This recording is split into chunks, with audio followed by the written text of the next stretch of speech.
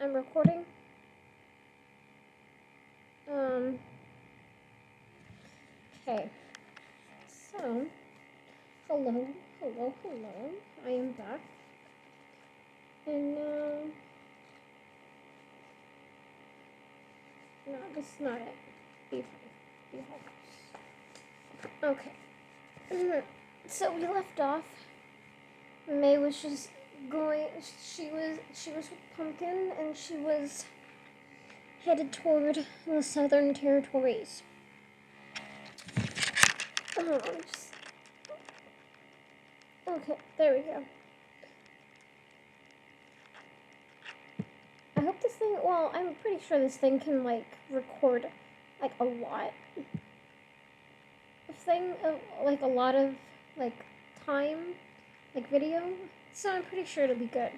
Hopefully it doesn't take that much space. If not, I'll probably upload it to YouTube pretty soon. I still need to learn how to do the audio files into, like, actual videos, but we could try and learn that tomorrow. Alright. Oh, I need to get up. There we go. Alrighty. So, are we ready? Are you ready, kids? I am Captain. I can't hear you. Okay, I'm gonna stop. Otherwise, I will not stop myself. Alright, let me just make sure I've got everything.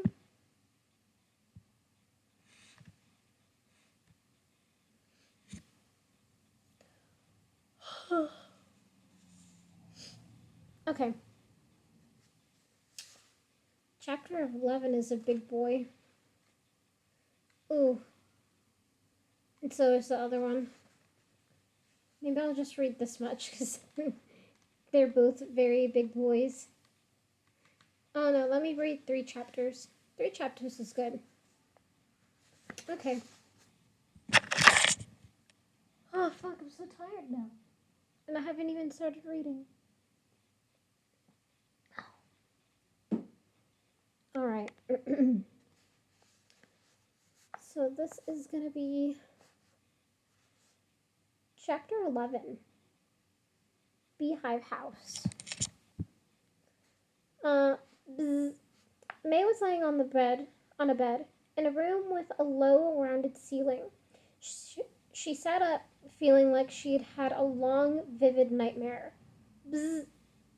The noise was coming from beyond a door that was rounded at the top of the noise was coming from beyond a door that was rounded at the top, like a ceiling. Bzz. You didn't dream at all last night, my dear, she heard from the other room. Slept like the dead. Come have some soup. Bzz. The voice tapered into a series of long, soft buzzes. May slowly slid out of bed, tiptoed up to the doorway, and put her hands against the wood. She gave it a tiny nudge. From the silver room that revealed itself, May could make out a small, sloped space, and a man in the middle of it with his back turned. He was a very tiny, very old man, like a little taller than May, in a long cloak that was interrupted every 6 inches with a yellow stripe, or a black one. He reminded May of a bee? Yes, I get that all the time. Only natural, I suppose. My great-grandmother was part bee. She was also part goblin. Lord knows how that happened. But I assure you, I don't favor the goblin side. Come on out, won't you? The man turned and smiled warmly. May gasped. Oh, come, dear, no need to be so dramatic. He frowned as he waved a hand in the air in a come-hither motion, or come-hither gesture. You've been around Pumpkin for way too long already. His eyes were completely shut, but what had made May gasp was that they had no way of opening. They There were no eyelashes, no lids, just skin where his eyes should have been. Two um, antennae twitched at the top of his head. His chin was adorned by a pointy, triangular white beard. Was he blind? Certainly have been my whole life. Oh, was he reading her mind?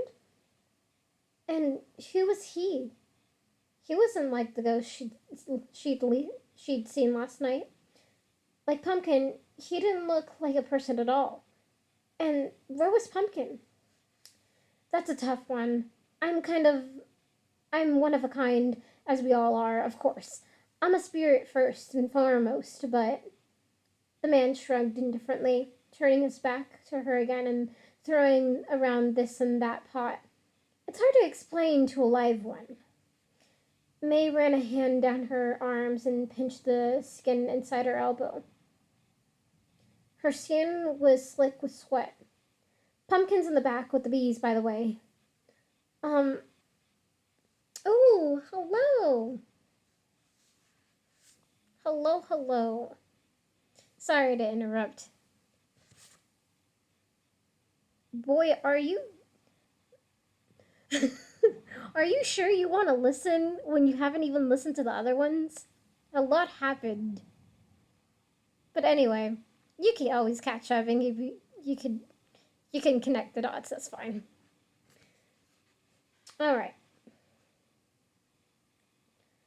Where was I before I get distracted?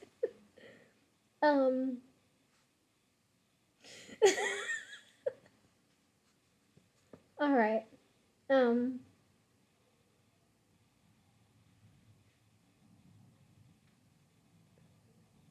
May ran a hand down her arms and pinched the skin inside her elbow. Her skin was slick with sweat. Pumpkin's in the back with the bees, by the way. Her voice came out rusty like it needed to be oiled. Sir? Where am I? The man didn't seem to notice that she'd finally used her real voice. Beehive House, Belmorte, the most frequented vacation spot in the southeast. Belmorte, that is, not Beehive House. I like my privacy. Actually, I'm Arista. The man turned again, and his hand shot toward May, truly as an air. The man turned again, and his hand shot toward May, truly as an arrow, as if he could see perfectly as after all. His antennae stood stiffly and proudly. And you are May. Pumpkin told me. Do you have a last name? May faltered for a second, surprised. Maybird. Sir, I thought... Arista nodded. I can't read what you're thinking, he said, in an answer to the question she hadn't asked. You were thinking your name, so... You weren't thinking your name, so I couldn't see it. See it? May shook her head. But would I see the words? You know how these things go. It's a bee thing. May blinked at him. Didn't you know bees are psychic? Oh, of course not. Live ones don't know much of anything, of course. Now, let's see. Arista ducked into a cupboard, his antennae drooping to accommodate him, and pulling out a large wheel of white cheese that seemed to be jiggling slightly. He laid it out on a plate that was half its size. I haven't entertained a live one in at least 200 years, so you'll just tell me if I don't put out enough. These are offerings from the Glastonbury tour in England. Only a couple years old. Very nice. He opened a jar and began to dip out something that looked like honey, laying it down on another plate.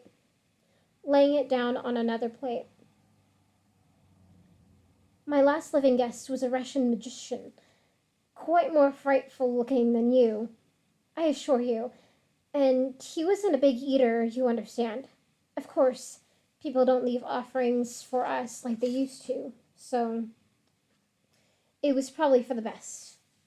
I barely have enough soul cakes to make three. I barely have enough soul cakes to make 3 solid meals. May opened her mouth to see the questions she'd asked Pumpkin last night. Was she alive? Or dead? Or where was she? How could she see home to Brewery Swamp and her cozy room and her kitty? Alright, it's annoying me just a bit. But Venom, I'm gonna tell you like what kind of happened. So a bunch of hauntings started happening around her house. Let me see what you missed 9 and 10. I just want to tell you like what happened.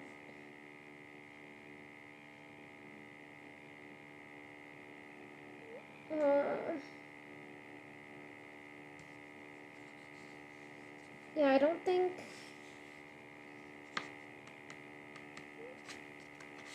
Because I care about my listeners a lot. Did you get to the end of part 1? I won't buy. I won't read back here tomorrow, and I don't mind that you're here. It's just like you don't know anything. Um, did you end part 1 with us? I'm pretty sure you did.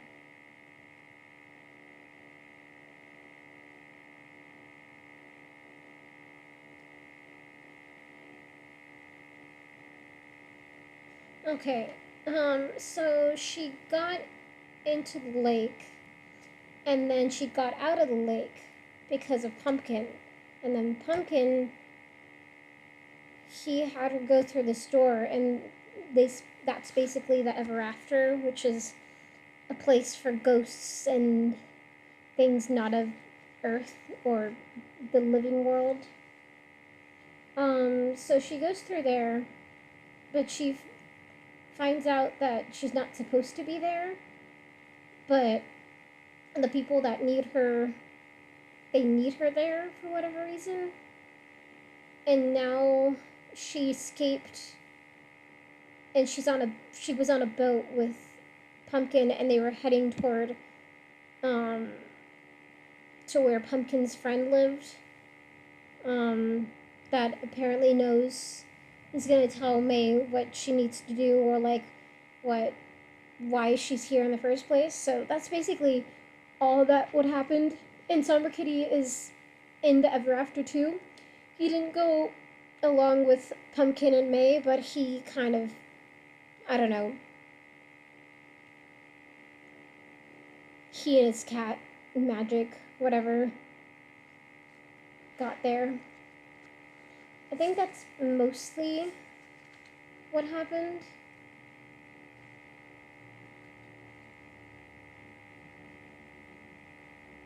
Yeah. But when you get to the readings, like you'll know more about it, and then after hearing this, you'll be like, oh, okay. But yeah. Yeah, and then Somber Kitty also got into a boat, but in the wrong direction. So he's heading the opposite direction of where May is. Oh, and animals are not allowed in the Ever After. They're all banned. Just yeah. No, yeah. Shit, where am I? Okay. Yeah. Cats are illegal. Yeah, cats are illegal. Man. They are very illegal. Especially cats. Spoiler alert, but not really. Okay. Where was I? I was. May opened her mouth to ask the question she'd asked Pumpkin last night. Was she alive or dead? Where was she?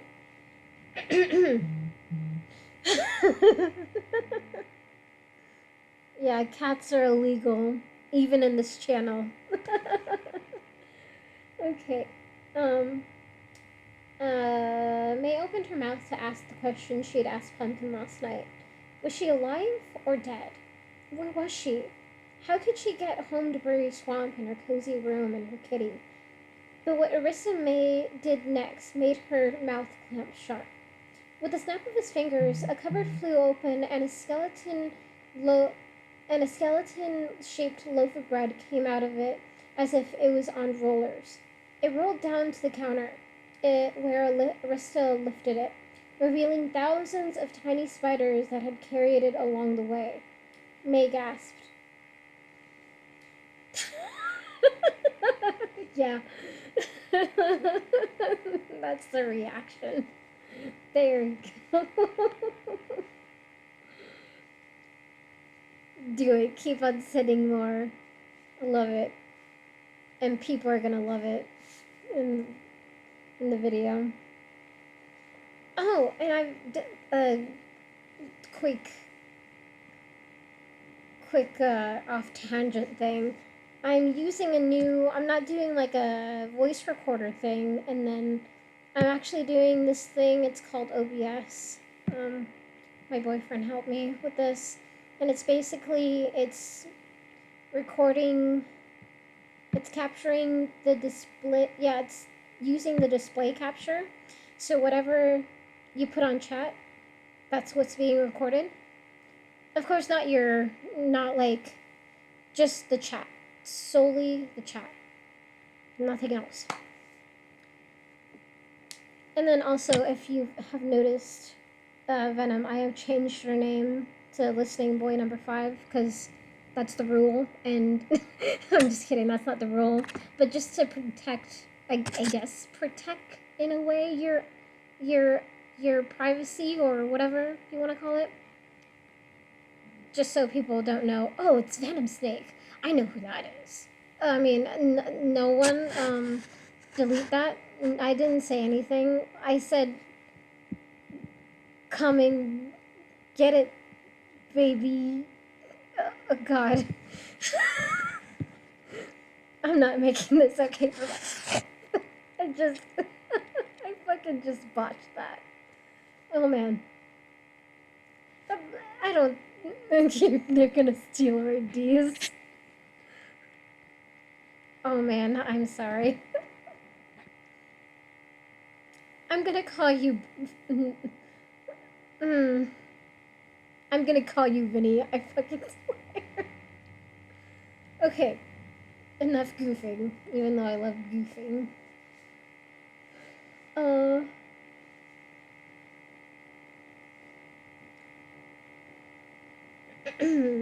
So. So you and Pumpqueen? The Pump Queen? Okay.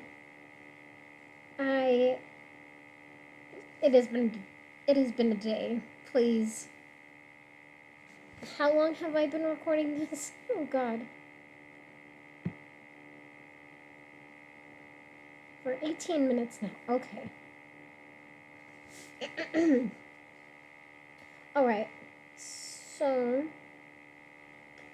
you and Pumpkin finally introduced yourselves to each other. That's nice. He's been talking about you for so long. Arista closed the jam jar and dug into the cupboard again, his antennae twitching this way and that energetically. I'm sure it was the thrill of his life. He showed real promise yesterday, going to get you. Has troubles, Pumpkin, you understand. In ways he doesn't, but yes. Arista seemed to lose himself in his thoughts. On the table, the cheese continued to jiggle. There you are. Have a seat. The table stood in the middle of the room. One of its legs was missing, and it was covered in dust and cobwebs. Arista brushed a few of them aside, again moving as deftly as if he could really see them, and laid the plates down in front of an empty chair. The chair, too, was covered in silky gossamer webbing. On the floor, a brigade of spiders had gathered around its legs and were slowly pulling it out of her. And oh wait, what? I don't know why, but I keep on thinking.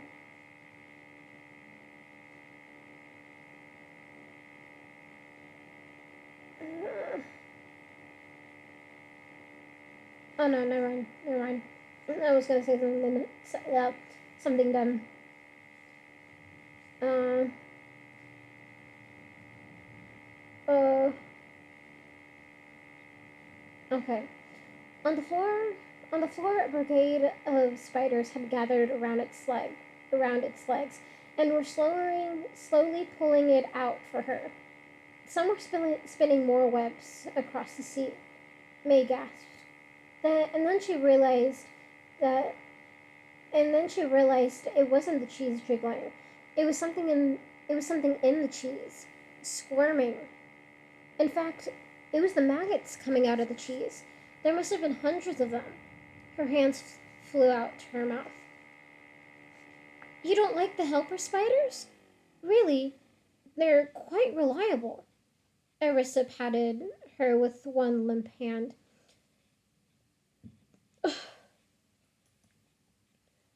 uh, then he sat himself in the chair opposite May's.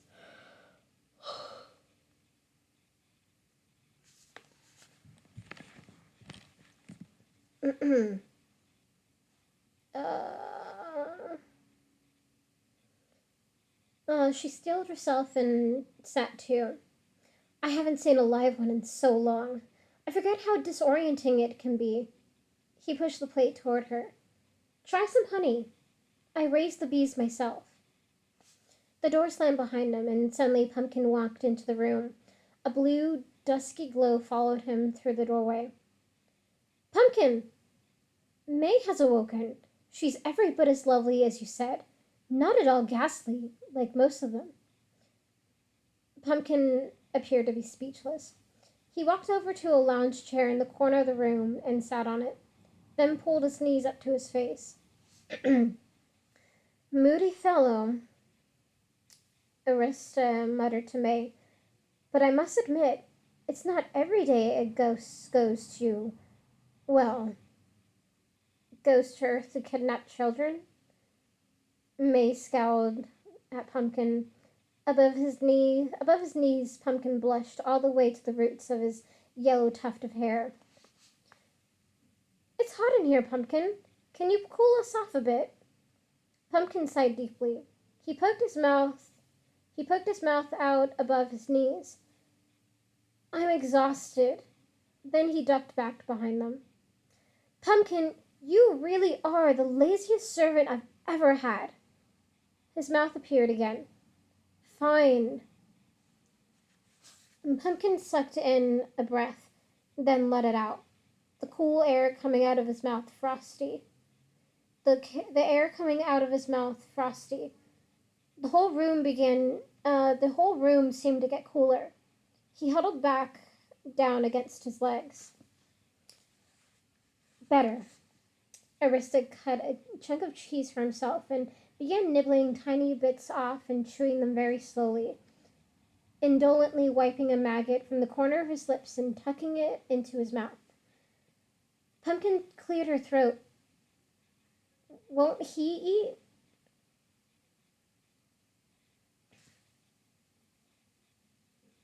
Sorry, I'm getting distracted by the thought that the video's on the chat and it'll always be on the chat. But I'm just thinking, man, if they're listening to this and the screen is just of this cat, that's a pretty fucking funny video. Man, just of that cat. Sorry. Oh man, I just thought about that right now. Alright. Sorry. It's fine. Could always just go back to this screen. But then that'd be... Actually, no, that'd be kind of cool, because then you could see the mic, how it goes up and down, up and down, up and down. Cool. I'll do that instead. And if someone. Actually, no, I won't be notified if someone. Because I'm on the Discord app, so it won't give me a little heads up. So I will just leave it like that. Never mind. Okay, back to my reading, because I was supposed to be reading.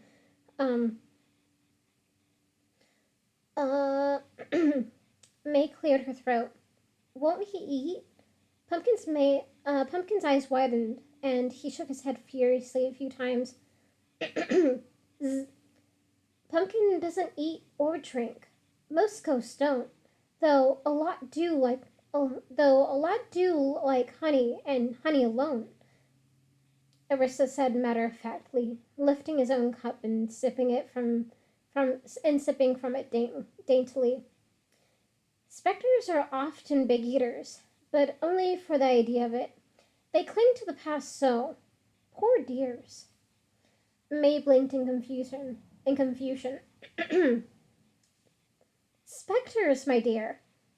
Arissa raised his voice as if she was going deaf.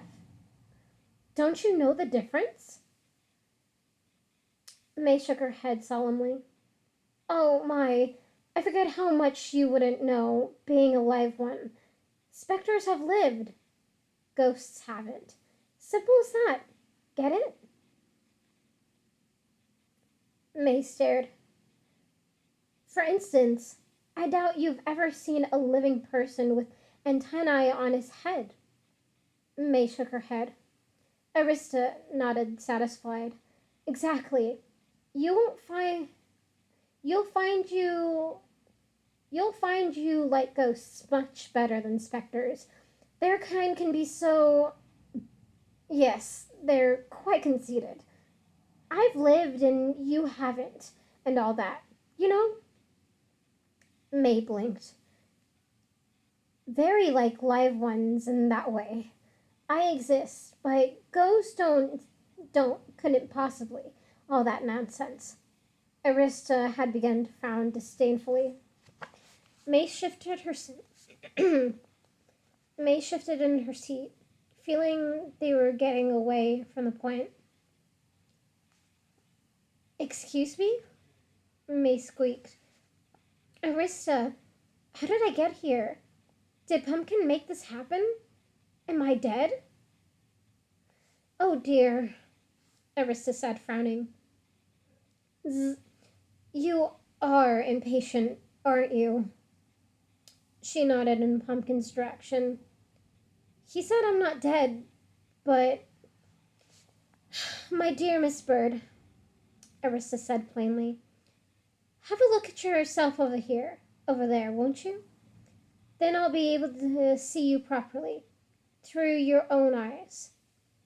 He pointed to a tall, floor-length mirror across the room.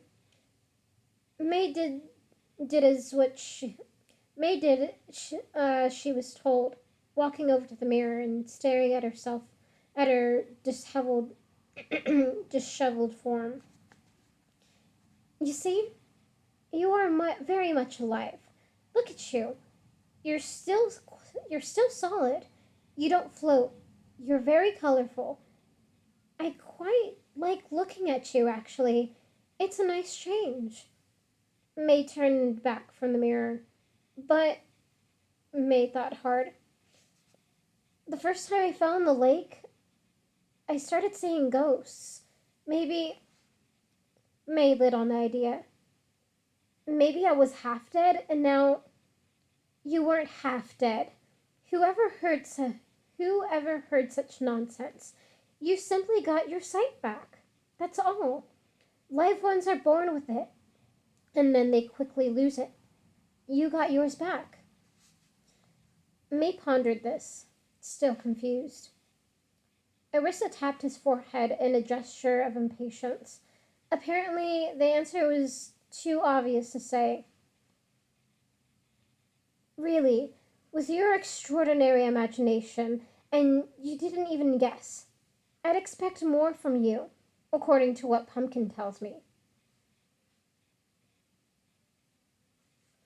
May looked at Pumpkin. An idea was hopping around An idea was hopping around her brain. If people were born with sight,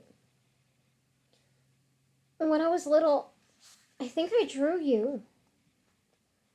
Pumpkin nodded, letting his knees fall slightly to reveal a hopeful little smile. Oh dear, you really take the cake, don't you? My dear, Pumpkin is your, house spirit. If live ones paid any attention at all, you would know that. Every house has one. Pumpkin is my manservant during the day. He helps me with the house chores and raising the bees. At midnight, he comes to you, and he's known you your entire life.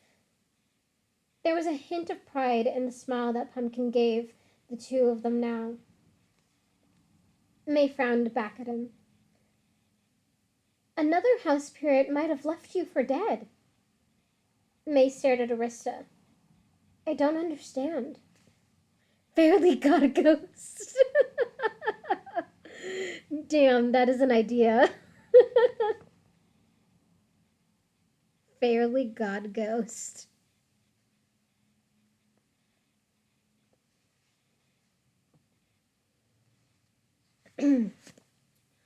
Also, I should probably have this here? No. So if I have this here, then maybe... Hey, Chandler, can you just type something up real quick? I don't know. I don't care what it is. I just want to see if... Oh, okay. Thank you. I love you too. Okay, cool. So, if I have...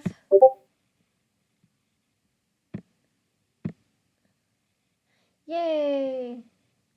Alright, so if I have the OBS thing on top of Discord, then Discord will notify me of any messages. So that's cool. Okay, I'm just gonna have the OBS thing here so you don't... My future viewers won't just see the cat the most of the duration of them while I'm talking, unless someone else like says something. And then I'll turn it back to them in the comment section. Alright.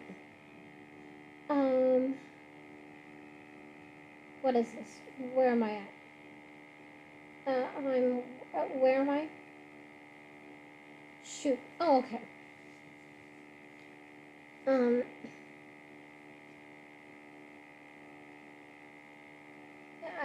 I lost where I was at. Hold on. May stared at Arista. I don't understand, she murmured. Of course, Arista sighed. Not being dead is maybe the worst curse that could possibly befall you. What do you mean?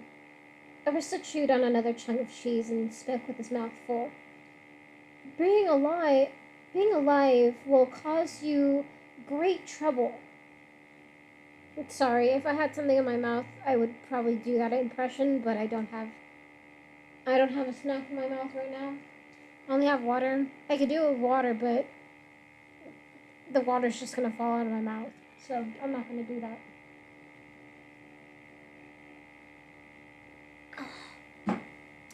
Have I ever told you guys how much I love water? 'Cause fucking damn, I love water. I'm a thirsty hoe for water. Okay. Same, yeah. Dude, like, I love water so much.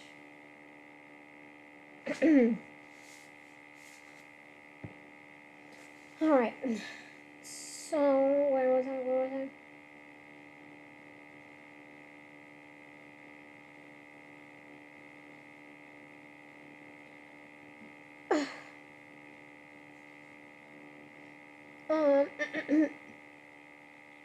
Arista chewed on another chunk of cheese and spoke with his mouth full. Being alive will cause you great trouble. What do you mean? Live ones are no longer welcome in the ever after. Arista stood from the table. You must get out of the realm. That is your only hope. I don't understand, May said, a stone sinking into her gut. I mean, if they catch you here, you will be dead. Worse than dead. And they will catch you eventually. There are spies everywhere. May stared in shocked silence at Arista's face. He motioned at her, his antennae drooping somberly. This is only scratching the surface. I understand why it might be confusing. Come with me. May followed Arista through an arched doorway on the side of the room into another dimmer area. Its curved walls lined with shelves of books, all the spines of which were blank until May focused on them and words began to blur themselves onto the paper. In one corner of the room, there was an old television set. Above it hung a gleaming silver clock with tiny skeleton hands for. Above it hung a gleaming silver clock with tiny skeleton hands for hands, and on a wide wooden desk sat a gleaming white skull and what looked like a glass globe, only it was blank, with no continents or oceans mapped out along its curving surface.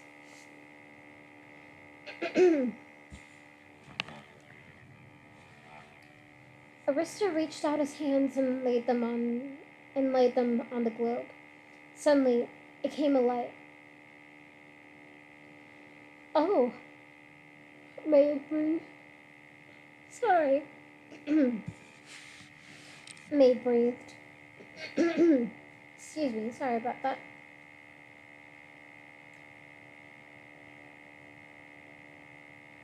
May breathed. Arista smiled. Nice, isn't it, dear? Christmas present. Sorry about that. Something is just in my fucking throat.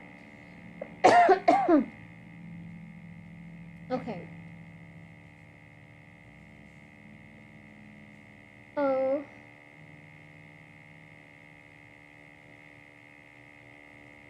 Christmas present from Pumpkin. He brought it. He bought it at an estate sale. Copernicus. Is that how I pronounce it? Copernicus? I feel like there's another way to pronounce that, but I think that's just how it pronounces Copernicus.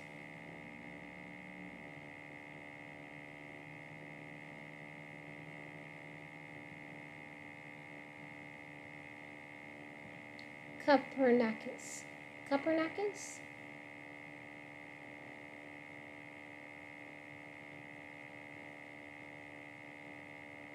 This is why I need people to help me.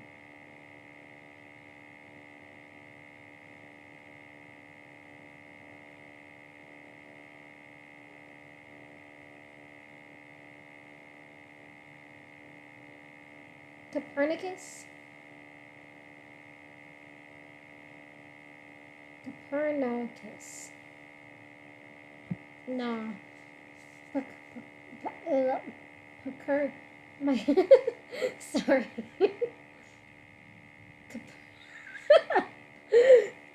Dude, this is my boy number 5. This is what happens. It's happened a lot the last books I've read, and I've gotten so annoyed. Oh my god. Copernicus. Copernicus. Copernicus. Copernicus. Copernicus. See, this is what happens. I get off tangent and I get really mad when I can. Oh man. Sometimes I get really mad. Usually I just get annoyed. But if it continues for a long time, then I get mad. Okay.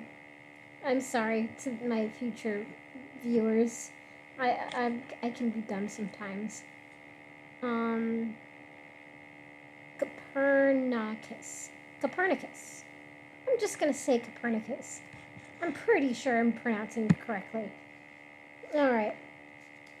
He bought it at an estate sale. Copernicus has a company that makes them. Have you heard of him? May nodded. Poor fellow got summoned to the Northeast last year and never came back. Too rebellious a mind, I suspect. That happens these dark days. Here. A glow within the globe had begun to separate itself into thousands of tiny pinpoints of light. The glass surface disappeared completely. Inside the globe, May recognized the spiraling Milky Way from fifth grade science, the same class where she'd learned about Copernicus. There's yours, he said, pointing out to one of the millions of dots. A little square of light zoomed up where he touched and formed a miniature vapor Earth, complete with swirling clouds. The words appeared beside it. Earth. Population. Yeah, okay. 6,087,983,408. Portal type. Water. Portal count. 4. Please look both ways when haunting. Arista wetted his thumb with his puckered, wrinkled mouth, spun the globe, and then with his crooked old pointer finger, staked out a dot in the swirling mass. A star. One that looked just like all the other stars, tucked deep in a spiral cloud on the other side of the globe. It lit up extra bright when Arista touched it. Tiny writing appeared above it, with a miniature May beside it, complete with knobby knees and straight, short bangs, and wearing a black, sparkly bathing suit and shorts. Next to her stood a miniature Arista. You are here, it read. May almost choked. But Earth, it's so far away. Beside it, a box had popped up like the one for Earth. This read, The Ever After. Population. Dark spirits. 11,103. Ghosts. 16,874,939,004. Specters. 8,783,208,965. Live ones. 111. Arista seemed not to have heard her. You see, we're a tiny realm, and we orbit very fast. That's why the stars go by us so quickly. I believe on Earth they appear more still. Isn't that so? How will I ever get home? She asked, ignoring his question. Arista's antennae twitched thoughtfully. Oh, that's quite impossible. Live ones can't get out of the ever after once they get in. But you just said that's what I need to do. Yes, but you're saying it's impossible? Yes, Arista frowned. But you're saying I'll be killed if I stay? That's true. Arista seemed confused. But what should I do? Arista considered. My dear, I hate to tell you, but I simply don't know. Blow. Jesus, I'm... Okay. Sorry, I just gotta reposition myself. And I gotta move this, because I gotta move it. There we go.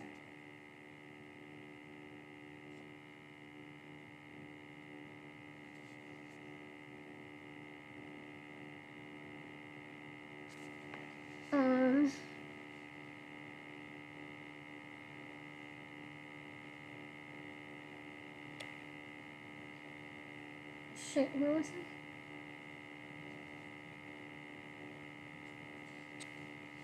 I? Arista considered. My dear, I hate to tell you, but I simply do not know. Beau Cleaville will make sure you're found. That's certain. May remembered the eyes that had appeared in her brochure. Sorry, guys. Hold on just a second. Ah, chapstick. Where's my chapstick?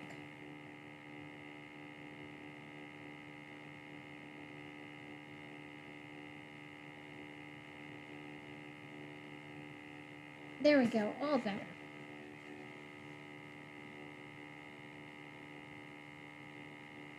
Oh, shit. There we go. May remembered the eyes that had appeared in her brochure and shivered. Arista, I don't understand. Arista looked at her and shook her head. Why don't you sit, my dear? May sank onto an overstuffed black velvet chair, and Arista sank onto the seat by his desk. Beau Cleaville is our most powerful spirit. Horrible spirit. Arista's antennae swayed and drooped. How horrible, I don't think anyone really knows. He rules the realm.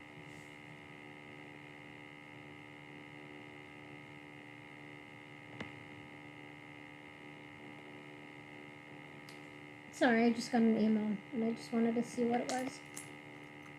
Okay. He rules the realm. May swallowed. You see, the realm is made up of 4 corners. Arista pulled the faded piece of parchment out of a drawer and lifted a quill pen out of its inkwell at the corner of his desk. In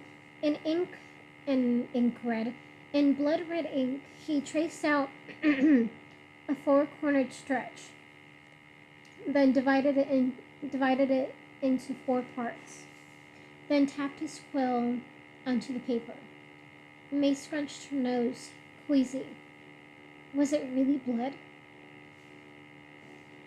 Oh, don't get caught up in trifles, dear. Here.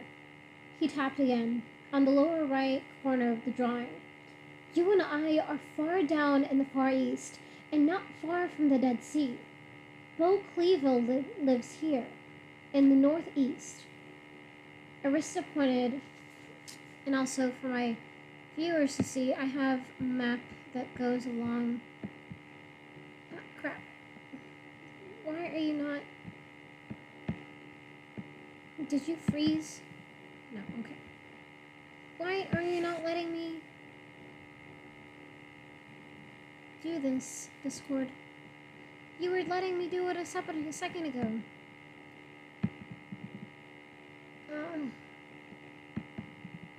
For my readers, and I love you. For my listeners, I guess.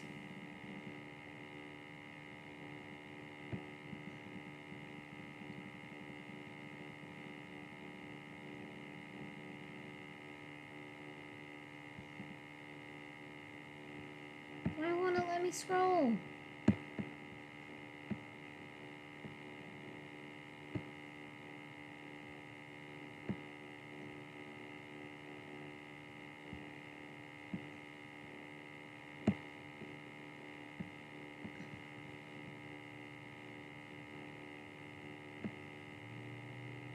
I'm gonna have to fix this later, but...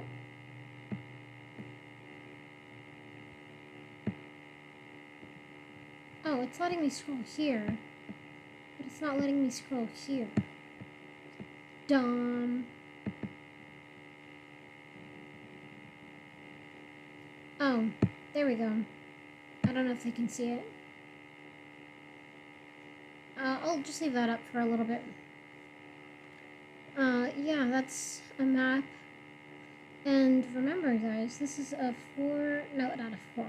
This is a 3-part series. Book series, I mean. So it's gonna come with, like, different maps. It's gonna be the same map, but just different, focusing on different parts. Okay, you have seen that. I am gonna go back. I'm trying to go back. There we go. All the way back. Are you goddamn kidding me? There we go. Yeah, I can't do that. Jump to present, probably. Yeah, there we go. Yeah, so that's... Yeah. I don't have to explain it. Where was I? Before I got caught up in myself.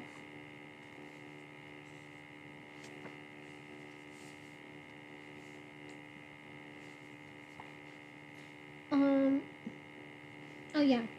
Oh, don't get caught up in trifles, dear. Here. He tapped again on the lower right corner of the drawing. You and I are far down in the southeast, and not far from the Dead Sea. Bo Cleaville lives here, in the northeast. Arista pointed toward the upper right corner. And the northern spirits live here, in the northwest. He pointed to the upper left-hand corner. I won't concern you with the west. It's very empty, but for the desert and some ancient settlements. They're trying to draw more tourists out there with the Pit of Despair amusement park. The city of Ether lies at the very center. He pointed to where the four lines intersected in the middle of the paper. And South Place lies deep beneath all of it. Now, as you can see, there are 4 kinds of inhabitants in the realm. Ghosts, specters, live ones like yourself, and dark spirits. The dark spirits, poltergeists and goblins, ghouls, demons, that sort, live in South Place. They're not allowed in the upper realm, but they sneak up from time to time, and when they do, you can be sure of it is to serve Bo Cleaville. And then, of course, the bogey. That's who came after you with the dogs.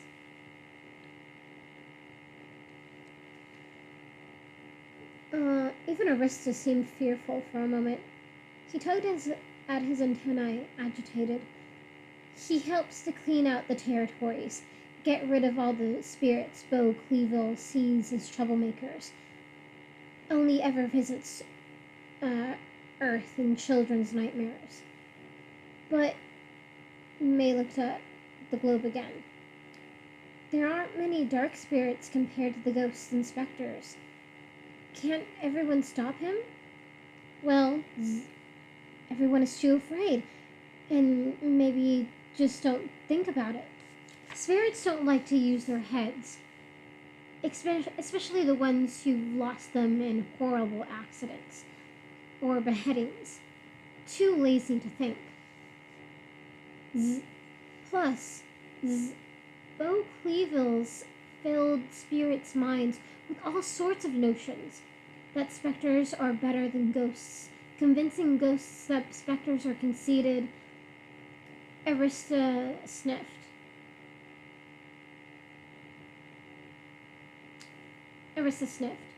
Which they are, I must admit. And then there's you. Most spirits believe you live ones only care about one thing: exorcism. That's why you must never, ever show yourself to any but a select few. Oh, to a select few. We believe you are spirit killers. But that's not true. You don't need to convince me, dear. I don't buy into all that poppycock. I am not too lazy to think. Arista waved at his shelves of books. There are good and bad live ones, the same way there are good and bad spirits. But Bo Cleaville, I'm afraid, is, above all, a liar. Anything that makes spirits more afraid makes his power grow. And as long as spirits are afraid of other things, they won't think too much about him. But what does he want? I have no idea, dear. Nor do I know what he looks like. Beau Cleaville himself never leaves his fortress in the northeast, beyond the Plateau of Despair. It's very treacherous there, and few who ever go come back. Those that do have been struck dumb by fear and can't describe what they saw. You should do something, May urged. For a moment, it didn't seem so strange to be having a conversation and a study on a star billions of miles away from home. Her imagination painted a picture of Beau Cleaville that was too big to ignore. Alright, I'm gonna position myself again in another way.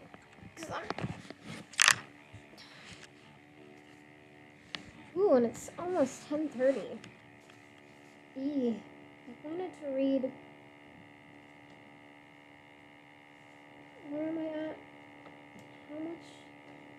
I think I can read maybe another chapter. Yeah, I think I can read one more chapter. Alright, you guys. Only another chapter. So in total, it'll be 2 because I don't want it to get too late. And I also want to sleep. Okay.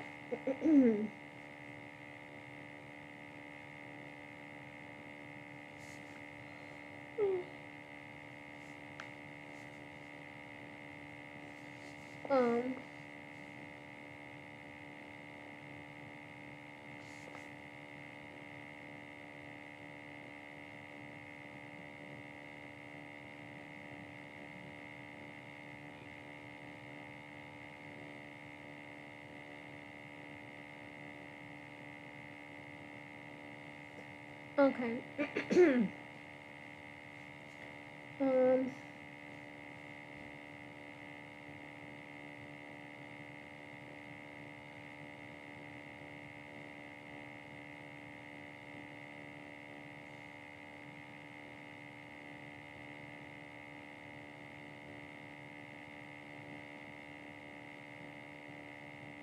Sorry, I'm getting really distracted.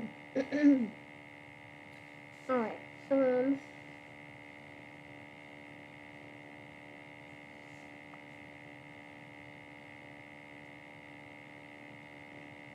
Her imagination painted a picture of Beau Cleaville that was too big to ignore. I think there's not much to be done. Arista said cheerfully. It's too much bother to go against the flow. From what Pumpkin tells me, you should know something about that, May. But that's no excuse. May stared, frustrated, and then blushed. Recently, she had tried with all her might to go with the flow.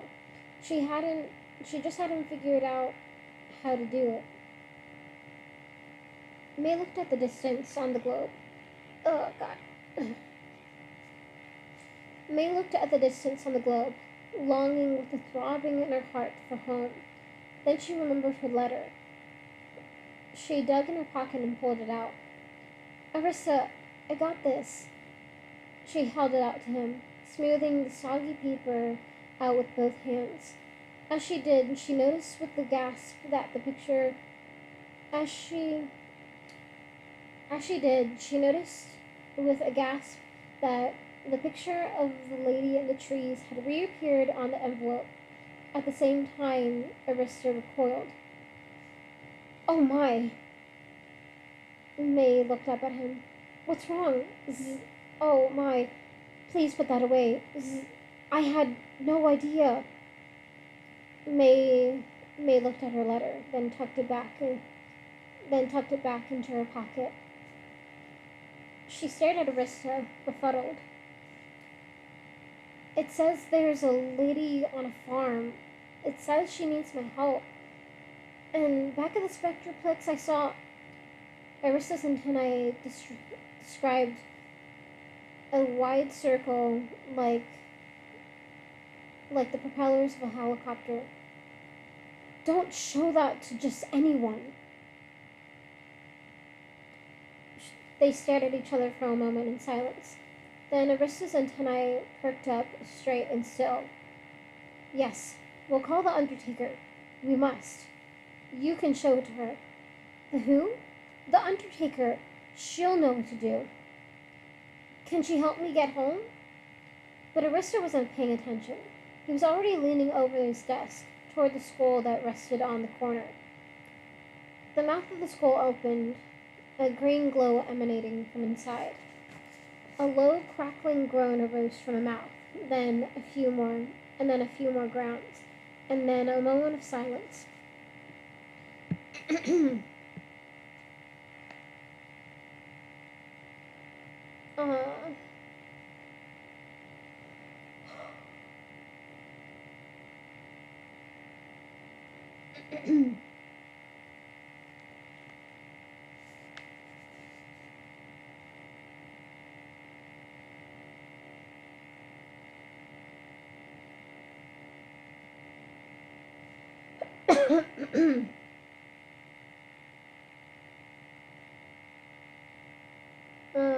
Sorry. May studied the globe while they waited, thinking tearfully of her cat and thinking tearfully of her mother and her cat. It took her a moment to notice that the globe was blinking very, very oddly, and the population number was rising one, falling one, rising one, falling one. Arista, what's... Well, I say, Arista muttered, reading her mind and putting her hand on the globe. That's odd. I've never... You've reached the office of the Undertaker, the skull phone boomed. If you have recently died and are looking for employment, please press your skull phone's right molar. If you are worried you might be exorcised, please press your skull phone's right front tooth. If you would like to speak to a dead operator, press your skull phone's left front tooth. Arista sighed and pressed the left front tooth. Hello? A spine-chilling voice rasped. Arista cleared his throat. I'd like an appointment. Let's see. We have 7 a.m. available, the voice hissed. Dear sir, you don't have any later? The line went dead. Arista shook his head. He smiled weakly at May's confusion. The Undertaker's assistants always think they're better than everyone else. Their bosses are very vain, and I suppose it rubs off. All that power over death. I'll handle this. Arista waved May out of the room. May trailed back into the kitchen, where Pumpkin was busy making hand shadows on the surface of the cupboard. I'm a water demon, he growled, the shadow he made really resembling a horrible woman in the lake. I'm not scared of you, he said in another voice. Alright, I'm not scared of you, he said in another voice, his hands fluttering into a shape of himself. May watched, confused. A second later, Arista emerged. We have an appointment for 7 in the morning. Pumpkin turned, saw May, and blushed. Now we just have to figure out how to get you into town, unseen, in one of the biggest vacation days of the year. As May slept that night in her tiny nook of a room, the globe in Arista's study continued to blink oddly. Something had entered the ever after that it did not know what to do with. A creature it hadn't processed in more than 200 years. 1,300,017 miles away, the cause of the confusion was curled under the bench seat of a small boat he had drifted down the Styx Streamway. Somber Kitty was only a few miles from the pit of despair boat basin, sound asleep, when his nose began to twitch. He sat up with the start, his large ears rotating like satellite dishes. A scent he recognized was drifting up the river toward him, and made his back arch, and his fuzzy coat stand on end. The cat planted his front paws on the other side of the boat and stared downstream. There was nothing to see but the gentle curves of the water through sand and low beach brush. Still, a low growl emanated from Somber Kitty's throat. The air was full of the smell of danger. His slitted eyes darted to the shore on either side of the boat, calculating the distance. It was several feet away, an impossible jump for a horse to make. But Somber Kitty didn't think twice. The muscles of his hind legs coiled like bed springs, and he sailed forward, hurtling onto the sand.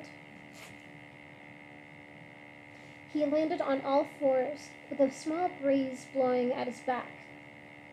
Gave his shoulders a few much-needed licks, and then looked around furtively.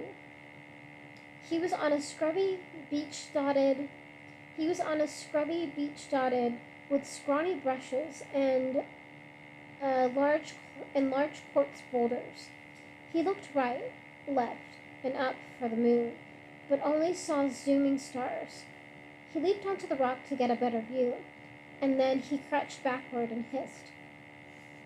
There before him, traced in the sand at the base of the rock, were the eyes of a lady, her face hidden in the sand-traced leaves of an enormous tree. Above her, one hand extended upward, with one finger pointed along the sand.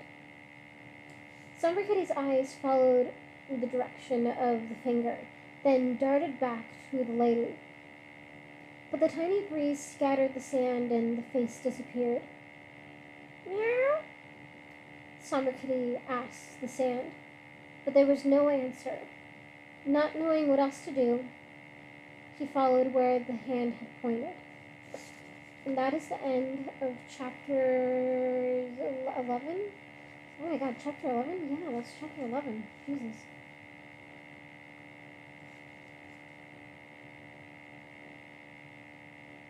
Alright.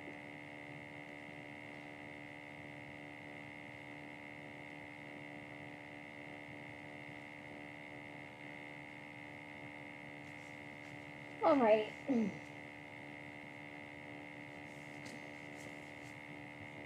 Now, that was the end of chapter 11, boys and girls. Alright. Oh, what did I do? There we go. So chapter 11. And this will be the last one I'm reading tonight. Just because it's getting late. What time is it for you? So I don't know how late number 5. What time is it for you? Because for me it's 10:38. But I don't know if like you're somewhere else in the world. Okay, cool. So I'm glad I'm wrapping up for unless you like staying up late, but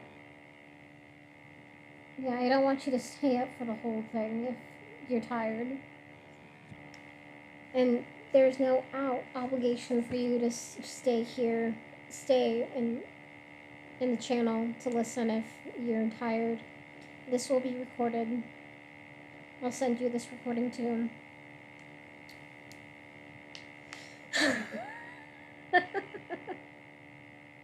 Damn. But yeah, please do not feel obligated to stay even when you're asleep, like falling asleep. Alright, so chapter 12. Cool. This will probably take 20 minutes. Yeah, at most 20 minutes. It's only 11 pages. so I'll be good. Alright. What was the other one? There's a lot more. It was 85. It's 85 to 101. So 16. I can't do math right now, but yeah, somewhere around there. Alright, chapter 12. Bel Morte. The television, which Arista called the Holovision, showed nothing but ads. That morning, May, Pumpkin, and Arista sat on the couch in front of the glowing tree. Not the glowing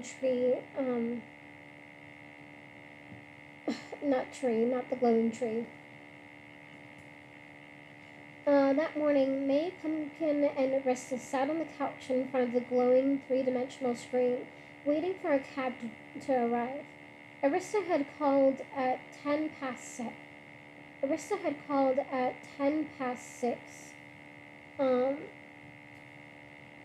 At the moment they were watching a commercial for something called Crook Begone Cologne, a man in a black and white striped prison suit sat in an electric chair, holding a bottle straight toward them so that it came out of the set.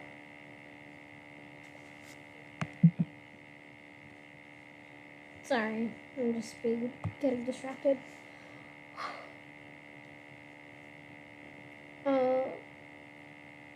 Holding a bottle straight toward them so that it came out of the set, his hair standing on end. When the smell of thievery keeps you from entering your favorite city, the man said, Crook Begone will have you smelling like a normal, law-abiding citizen, proven to fool sniffing phantoms 9 times out of 10. They'd already seen an ad for getting rid of annoying exorcists. One for the freshest soul case in Bel Morte, and another featuring a psychic who could tell you who had murdered you, in case of a poisoning or other mysterious death. May had been confused by all of them. What were sniffing phantoms? Why did they like sniff? Why did smelling like a crook keep you out of your favorite cities? And what did Crick smell like anyway? Another commercial was just coming on. This one was a spine-chilling group of words popping out of the screen, warning the public against the danger of live ones. May nibbled her nails as she read. If you see a suspiciously lively-looking spirit lurking in your town, don't hesitate to blow your bogey whistle. Pumpkin was glued to the set, his eyes big. Arista shook his head. What a bunch of nonsense. Pumpkin, isn't May proof that it's all... A blood-curdling scream shattered the room. May leaped in her chair and looked around frantically. Arista appeared. Arista merely sat up and said, The cab. May followed him and Pumpkin into the kitchen and did as Arista had told her to the night before. She crawled into the big basket of dirty clothes Arista had left by the door, letting them pile the clothes on top of her head, thickly enough so that she couldn't be seen through the filmy garments. She peered out through the cracks between the fabrics. The first thing she noticed when they opened the door was that, though it was morning, it was barely lighter than... The first thing she noticed when they opened the door was that, though it was morning, it was barely lighter out than it had been the night before. The doorbell sounded again, rattling the walls. We're already here, good man, Arista said irritably, then muttered under his breath. You'd think they'd hire drivers with heads, but no. The tourists want a headless horseman. 9 times out of 10. May heard the sound of a door opening and then felt herself being hoisted into the cab. The Undertaker's, please, Arista said low. The carriage started. You can come out now and have a look, my dear. We have trick windows in the deluxe cabs. May climbed out of the basket and sat beside Arista, across from Pumpkin. Arista pointed to a dial on the ceiling. You can set it to look like one of these things to those on the outside. Just a novelty. Sorry. We can set it to look like one of these things to those on the outside. Just a novelty, really, but good for privacy. Each cab has a different set of options. The glowing words next to the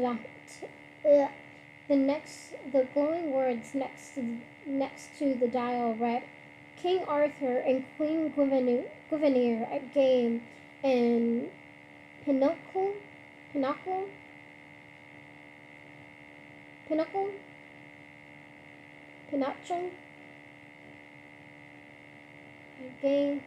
a game of Pinnacle.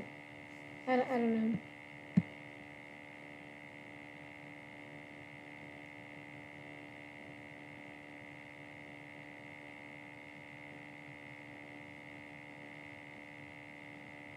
I saw you writing something.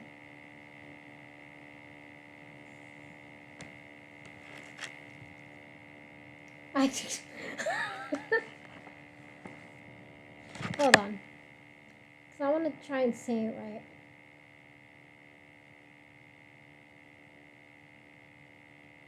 Pinnacle.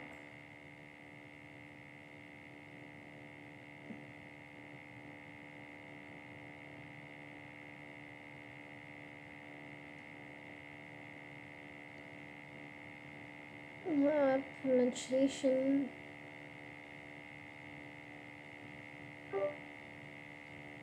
No, I don't. Pinnacle.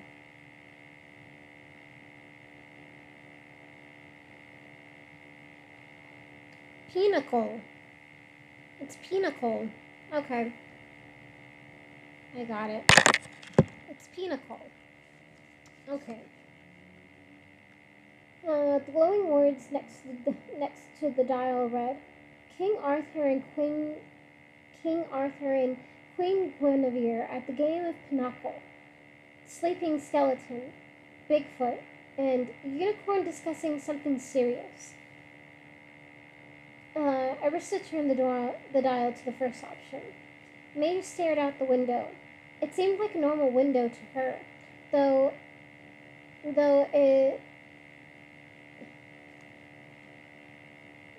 through it, she could see that they were on a sandy road with nothing on either side of it but desert. The sky was still filled with flashing stars.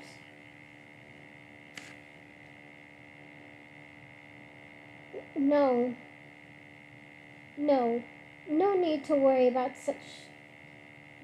no need to worry about being seen in a deluxe cab. May sat back. Arista, what happens if I do get seen?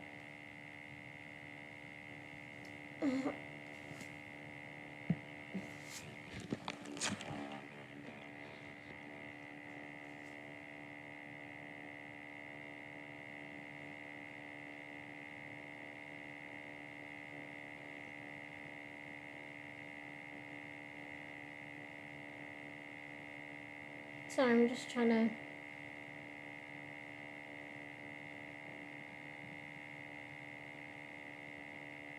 Okay, I just wanna... There we go. I just wanna change something real quick. I hope that doesn't change the rest of the thing. I don't think it will, but we'll see. Okay. Cool, there we go.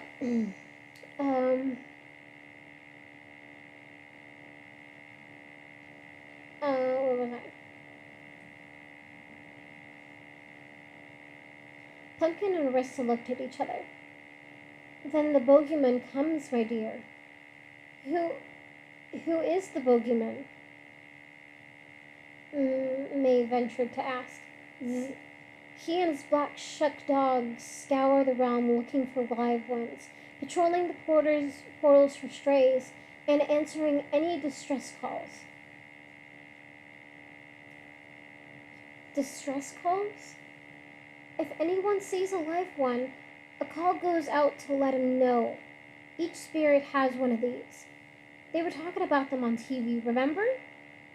Arista and Pumpkin both reached into their shirts and pulled out a long, gleaming cylinder hung from a chain. Each spirit has a bogey whistle. Oh wait, sorry, I read that wrong.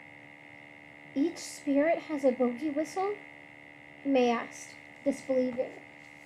You blow in, you blow on it, and the sound that comes out is very high-pitched. Only his dogs can hear it. From any part of the realm, and they will travel with lightning speed. The bogey himself is mostly blind. They are his eyes and ears. May shivered, remembering the sound of the dogs back at the portal. Can he read minds too? Oh no, Arista nodded. He's not like me. He's not completely blind either. He's just blind to pure goodness. He simply cannot recognize it. The dogs help him with that. Well, what does he do to people when he catches them? Pumpkin whimpered and held his hands up to his ears. Oh, really, Pumpkin? Arista's antennae drooped sadly as he turned back to May. The worst fate that can befall a ghost. He sucks you up into nothingness. May tried to imagine becoming nothing. It made her stomach ache. Also, after reading this book and what the bogeyman does, I think I've had some existential crisis where I'm just man, what if nothing existed? What if we were just nothingness? And it freaks me out a lot. And I'm just what if the Big Bang didn't happen and I didn't have consciousness and I was just nothing? But I wouldn't know that because I was just nothing, right? Man, that's trippy. Okay, I'm tripping myself out and hopefully I'm not tripping you guys out. But Jesus, can you just... No, don't imagine it because you're gonna... Too late.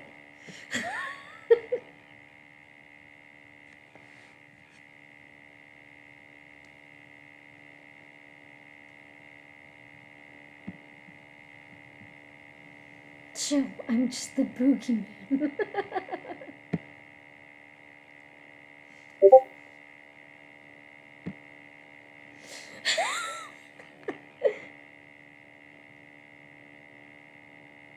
I'm sorry. It's late for you.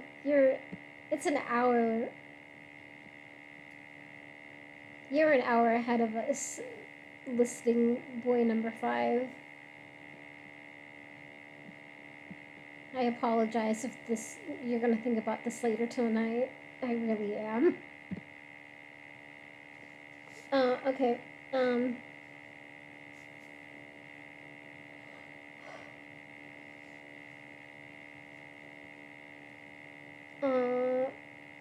May tried to imagine becoming nothing. It made her stomach ache. Her lips began to tremble. But why? But why?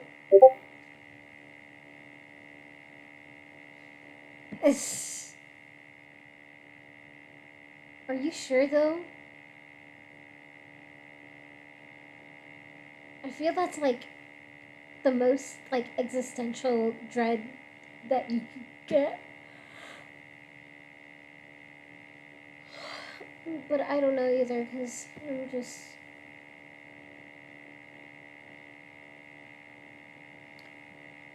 I just get really anxious. I don't know, it's just me, I guess.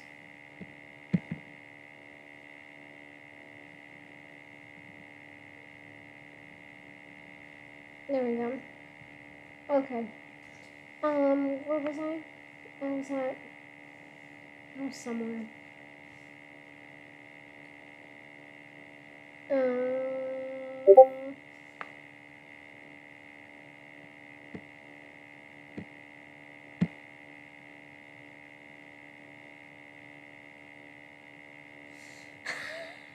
I mean, isn't that already doing it?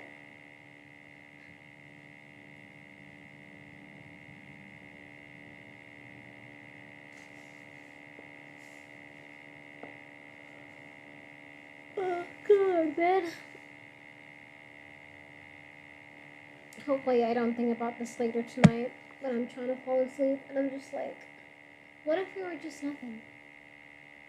And there was no universe, there was no space, there was absolutely nothing. But we wouldn't know that because, we'd be nothingness, no consciousness. I don't know. That gets me a lot sometimes.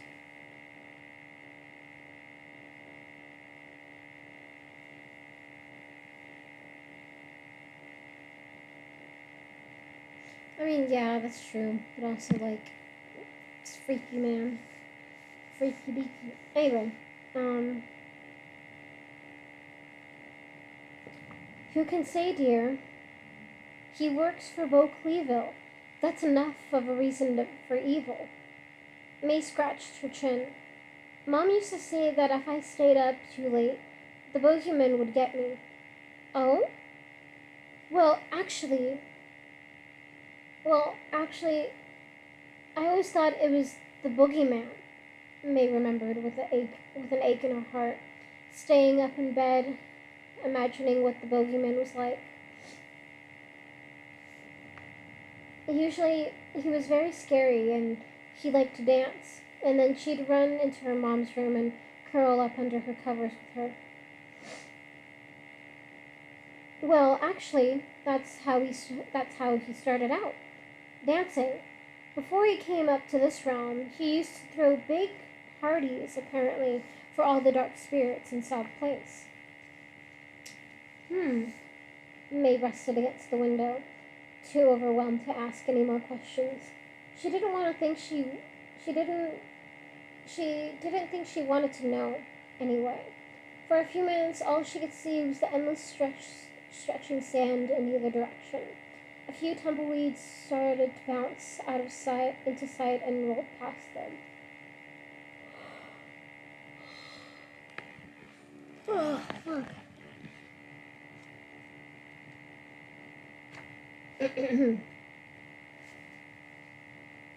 Alright.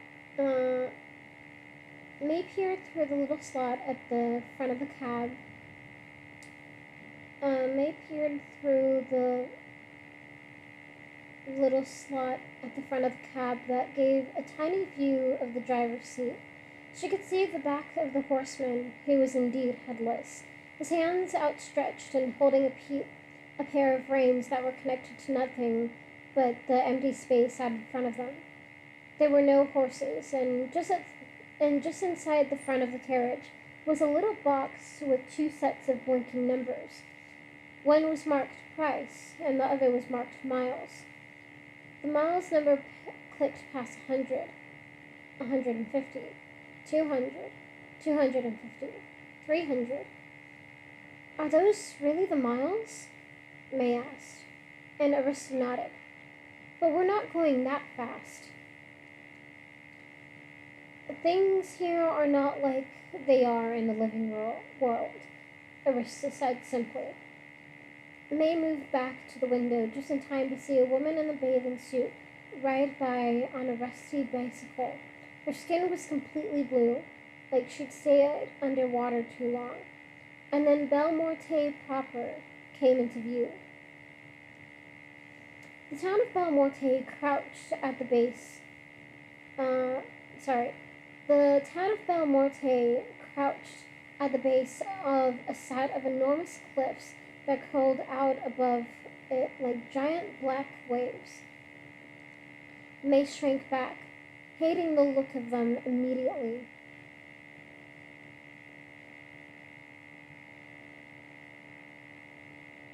But then curiosity overcame her, and she leaned forward again.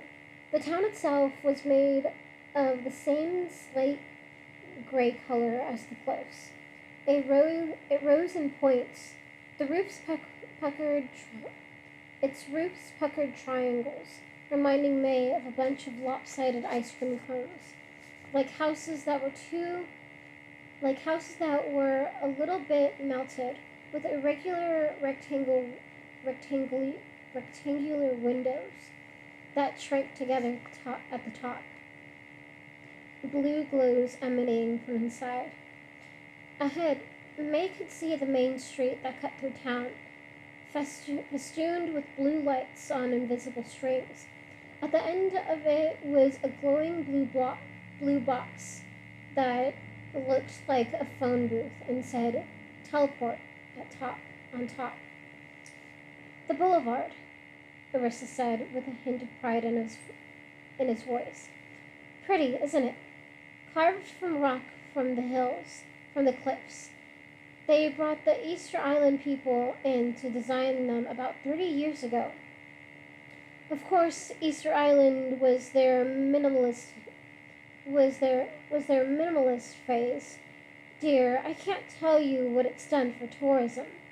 Prettiest town in all of South ever after.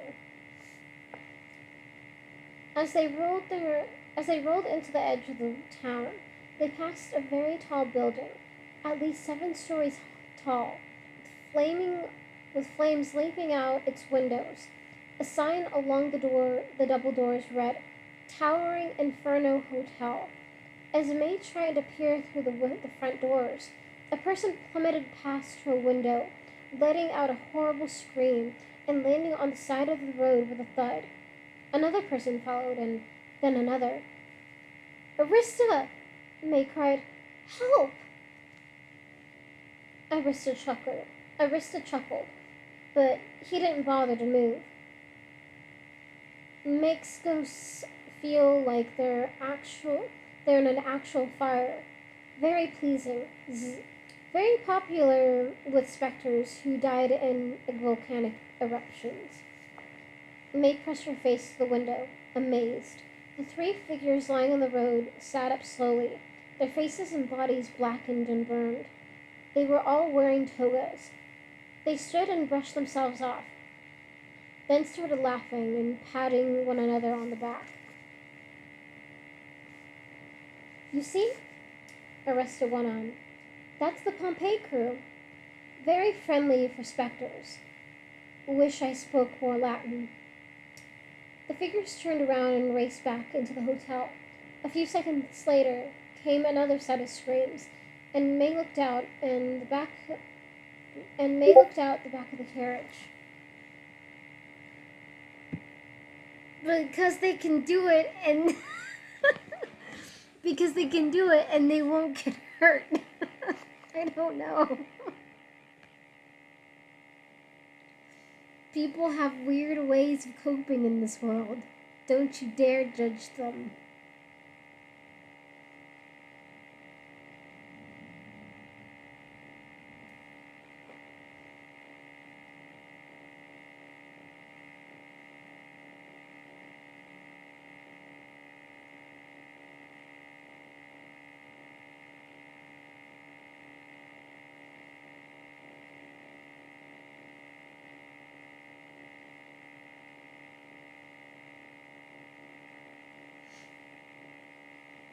Judging.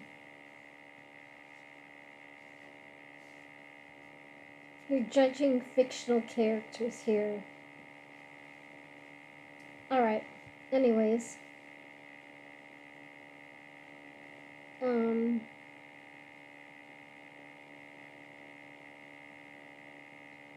A few seconds later came another set of screams, and May looked out in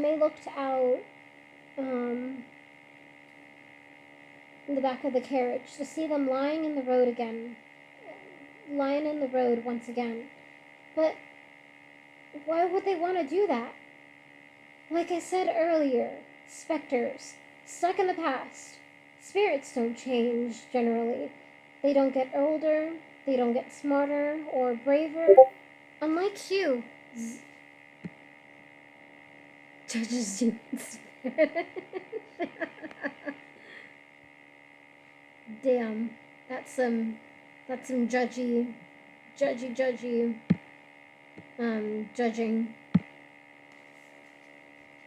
Man, you guys are also judgmental. And these are only fictional characters. My god, shame on you. Alright. They don't get older, they don't get smarter or braver.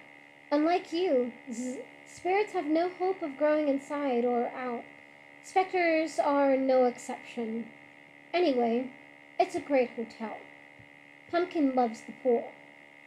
I like the slide, Pumpkin added, blushing. Why are you booing? I'm right. No, you are not, sir. No.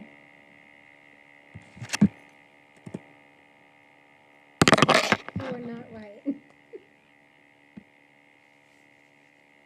Anyways.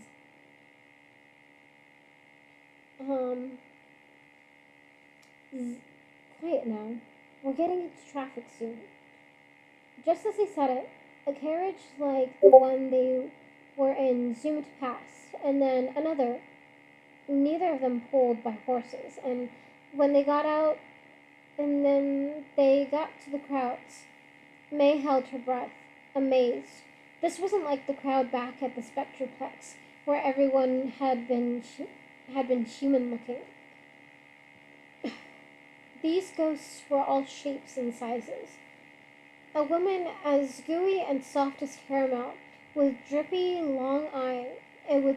long drippy eyes, and a frown that hung down off her chin, sifted through a bag slung over her hunched, tiny shoulders. A moment later, she had pulled a length of a long metal chain out of a sack and held it next to her ear, giving it a good solid rattle. A large white tag dangled from it, on which were scrawled the words, "I'd rather be in Belmorte."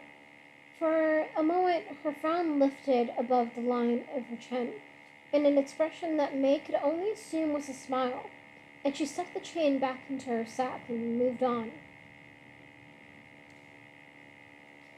Lots of people in town on account of Lost Souls Day, Arista said. Most of them traveling here from up north. Lots of money coming in.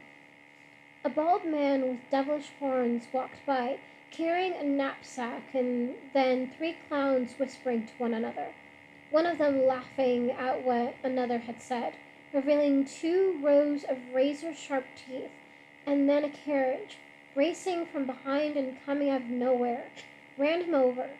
May watched, stunned as the other 2 clowns grabbed their knees, laughing. The third one stood up, his head completely flattened now, looked annoyed. It was like every character from every nightmare May might have had, thrown together onto one street, shopping. They passed a shop with a sign across the front that said, Silk Ladies Fashions for All Eras. In the window stood several mannequins, each hunched over or deformed in some way. And one was missing an arm, another had a hangman's rope dangling from her hand, and one female mannequin wore a look on her face of pure terror, while another stood beside her, her arms raised as if to startle the first, a snarl across her features. May shuddered. Why do those ladies look so mean? She whispered. Oh, the Silkies? Pumpkin whispered, widening his eyes. They are murderesses. May shuddered. There's a group of them in town who like to have tea at the public house. Arista added. They don't do anyone much harm, just like to talk and whisper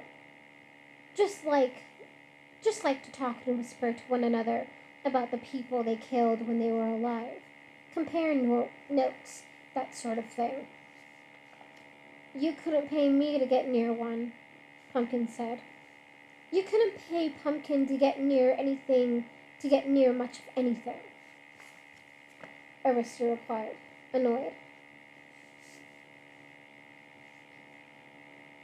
They pulled to a stop a few minutes later in front of a large window full of shattered glass.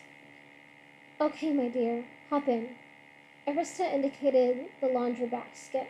May obeyed, pulling the cloths over her head, but still leaving a few cracks to breathe and see.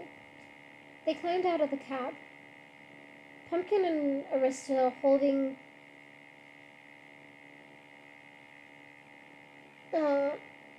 They climbed out of the cab, Pumpkin and Arista holding either side of the basket.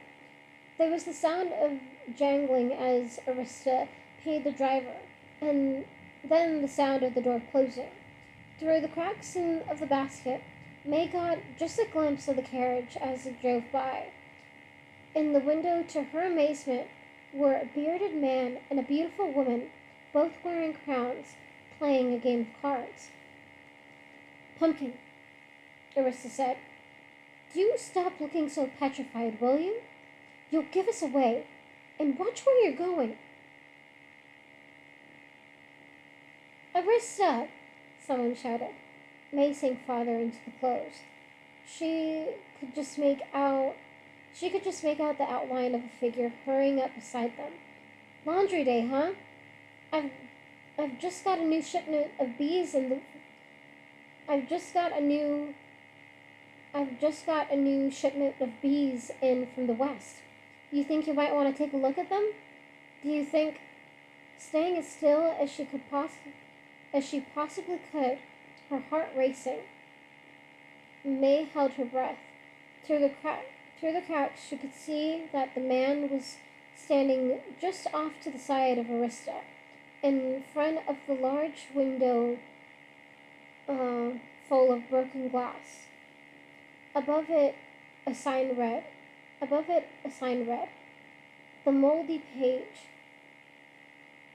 purveyors of fine used books since the written language was invented. The shelves behind the glass were filled with all sorts of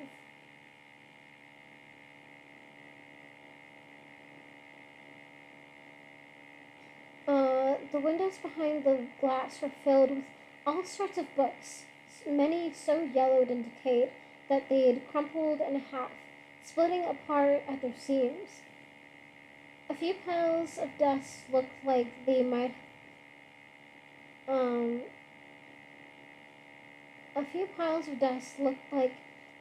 have been books in a past life. None of them had anything written on them. But then, as May stared at each one, words began to form themselves into green letters on the covers. Life After the Guillotine. The True Story of My 200 Years in the Western Territories by Marie Antoinette. I'm Dead, You're Dead by Dr. Franco Smiley. The Real Ghost's Guide to Runes by Ra. In the center of the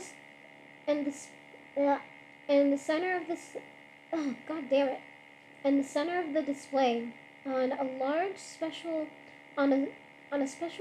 shelf, all its own, another stood out. I've Got Spirits, How About You? The unauthorized biography of the Ever After's most infamous spirit, Bo Clevo. As she stared, something else began to form on the cover. May felt the hairs on the back of her neck go up again. Two eyes, red and angry, the same as from the brochure, appeared. They glowed a deep, dark red. Another line of words began to write itself on the bottom of Another line of words began to write itself on the bottom of the cover. Beneath the eyes, I, S, E. Bring them by tomorrow, then, Arista was saying. May felt herself being lifted again. She kept her eyes on the book. E, Y, U. She could feel herself being carried toward the doorway, and the bookstore fell out of sight, but not before May had made out what the words spelled, her heart pounding. I see you. And that is the end of that chapter. God damn. The suspense.